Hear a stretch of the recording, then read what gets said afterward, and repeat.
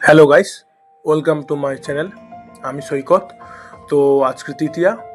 তো আজকে আমি এবং আমার মেসের প্রায় সবাই মিলে প্রায় 16-17 জন মেম্বার মিলে আজকে প্ল্যান করি। তো পুরো সাউথ কলকাতা ঘুরবো। সাউথ কলকাতা সমস্ত দেবদেবী, সমস্ত প্যান্ডেল এবং সমস্ত ঠাকুর দেখবো সারা রাত ধরে। এই প্ল্যান করে আমরা স্মৃতির মোড় থেকে বেরিয়ে পড়ি। স্মৃতির মোড়ে অটো ধরে দমদমে, যেহেতু আমরা মেট্রো পাইনি, তো দমদমে ট্রেনে চেপে শিয়ালদা ট্রেনে চেপে গড়িয়ার টিকিট কাটি। তো গড়িয়ার টিকিট কেটে আমরা বালিগঞ্জে নামি এবং বালিগঞ্জ থেকে আমরা একে একে ঠাকুর দেখি এবং একে একে হাঁটতে থাকি। প্রায় দীর্ঘ 7-8 কিলোমিটার হাঁটার পর আমরা নেক্সট প্যান্ডেলের দিকে এগোচ্ছিলাম। দিয়ে কিছুক্ষণ হাঁটার পরে আমাদের প্রায় সবারই শরীর দুর্বল হয়ে গেছে, ভাত খাওয়া চলছিল না। তো অনেকে খুব হাসতে তখন এখন বাজে প্রায় রাত 2টো। তো রাত 2টো, আমরা ছাড়া রাস্তায় কেউ নেই, একটা জনসাধারণ কেউ নেই এবং রাস্তাটা কুকুর পর্যন্ত নেই। তো তখন রাত 2টো বাজে, 10টার সময় ভাত খাওয়ার পরে প্রায় সবারই খিদে লেগে গিয়েছিলো। তো ওখান থেকে বেরিয়ে প্রায় 2 থেকে 3 কিলোমিটার হাঁটার পরে ওখানে যখন দেখি প্রায় প্রচুর ভিড়, কারণ এতটাই ভিড় ছিল যে ওখানে কোনো এন্ট্রি গেট আর এক্সিট গেট দুটোই একই, যেহেতু তৃতীয়া। তো ওনারা বলছে কি এক্সিট গেটটা উল্টো দিকে করা হবে, কিন্তু প্রথম তৃতীয়া বলে এন্ট্রি গেট এবং এক্সিট গেট দুটোই একই গেট হয়ে গেছে। তো ওই জন্য আমরা ঢুকতে খুবই টাইম লাগছিল। তারপরে ঢুকেই যখন দেখি একটা অপরূপ দৃশ্য, খুব সুন্দর লাগছিল প্যান্ডেলটা, মনে হচ্ছিল যেন পাহাড়ে এসছি আমরা।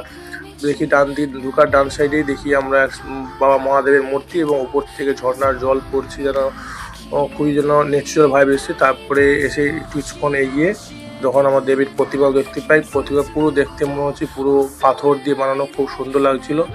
ওখান থেকে বেরিয়ে একটু সামনে এগিয়ে যখন দেখি বাম দিকে আমাদের গণপতি বাবার মূর্তি। তারপরে কিছুক্ষণ হাঁটার পরে ওখান থেকে আবার এক প্যান্ডেলে ঢুকি।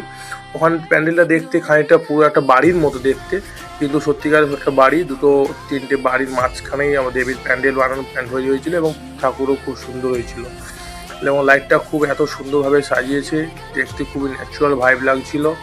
তারপরে ওখান থেকে বেরিয়ে আবার নতুন এক প্যান্ডেলে ঢুকে যখন দেখি প্যান্ডেলটা খুবই হিস্টোরিক্যাল প্যান্ডেল, আমরা ঢুকেই ছাপাখানা দেখি, ছাপার মেশিন দেখি কীভাবে যে ছাপাটা দেখতে পাচ্ছেন, এটা একটা পুরো কাপড়ের উপরে কালি দিয়ে পুরো লেখা।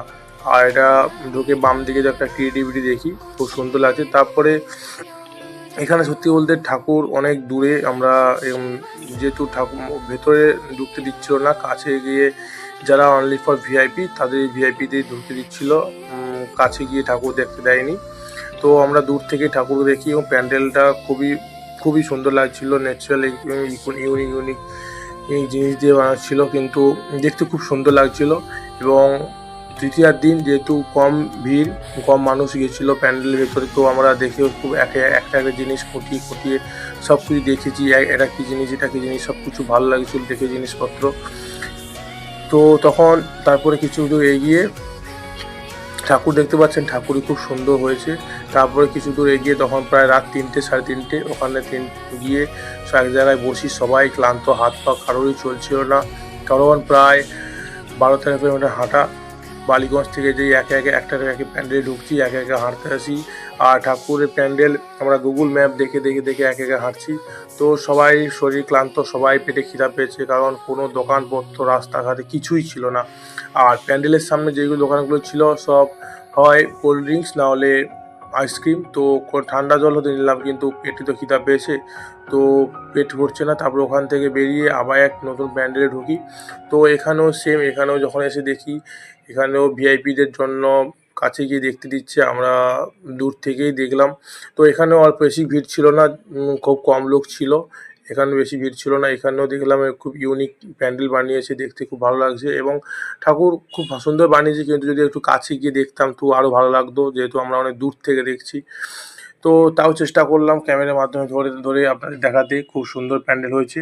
তারপরে ওখান থেকে বেরিয়ে আমরা পরবর্তী প্যান্ডেল ঢুকি। ওখানে প্রায় আমাদের নেক্সট প্যান্ডেলে পৌঁছে প্রায় 2 থেকে 3 কিলোমিটার হাঁটার পর ওখানে গিয়ে সেদিন যে সারা রাত ধরে ঠাকুর যতগুলো সাউথ কলকাতা দেখেছি, এটা হচ্ছে আমার সব থেকে বেস্ট ভালো লেগেছে, খুব ভালো ঠাকুর।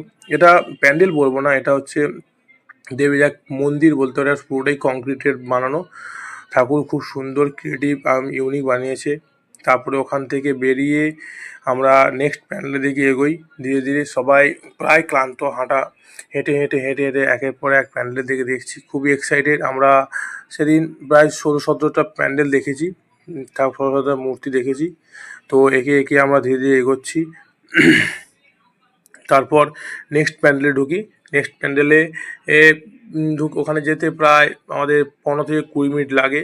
15-20 মিনিট পরে আমরা নেক্সট প্যান্ডেলে ঢুকি, যেহেতু গুগল ম্যাপ দেখে যাচ্ছি। প্রথমে একবার ভুলও হয়ে গিয়েছিলো, একদিকে যখন দেখি এদিকে রাস্তা পুরো ক্লোজ। তারপরে আবার লোককে জিজ্ঞাসা করে একের পর এক প্যান্ডেল দেখছি। ওখানে গিয়ে অনেকটা হাঁটি, প্যান্ডেলটাও খুব বড় হয়েছিল এবং প্যান্ডেলের দু সাইডে অনেক ক্রিয়েটিভিটি, মূর্তি, ইমেজ, ছবি এবং আয়না, খুব সুন্দর ভালো লাগছিলো। তারপরে ওখানে গিয়ে যখন দেখি কেউ লোকই ছিল না প্যান্ডেলে। প্রথমে দূর থেকে মনে হচ্ছিলো প্যান্ডেল নয়, কেননা অনেক ভেতরে, অনেক গ্রামের ভেতরে প্যান্ডেল। তো প্রথমে মনে হচ্ছিলো, তারপরে ম্যাপে গিয়ে লোককে জিজ্ঞাসা করে গিয়ে ঢুকি। গিয়ে তখন দেখি ঠাকুর খুবই সুন্দর,